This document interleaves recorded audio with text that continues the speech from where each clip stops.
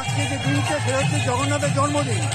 এটা আমরা পালন করি, সানজাতি হিসাবে পালন করি। আমরা প্রতি বছর এটা হয়ে আসছে আমাদের, এবং আমরা যেটা শুরু করেছি এটা আগামী 15 দিন পর আমাদের রথযাত্রা শুরু হবে।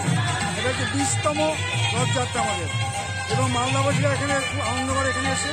এবং আজকে অনেক ভিড় হয়ে দেখতে পাচ্ছেন আপনারা। এই ভিড়ে যেন সবাই আনন্দ করতে পারে, জগন্নাথের কীভাবে আশীর্বাদ করতে পারে, সেটা আমাদের একমাত্র উদ্দেশ্য। ইস্কনের যা এসেছে এখানে প্রত্যেকে আপনার সঙ্গে আমরা আন্তরিক ধন্যবাদ জানাচ্ছি।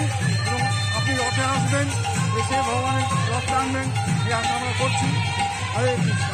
আজকে 20তম রথযাত্রা, এটা আমাদের উৎসব। আজকে মোটামুটি 1000-3 মতো ভক্ত দেখতে পাচ্ছি আমরা। সব থেকে চলছে আমাদের নরদে শুরু হয়েছে।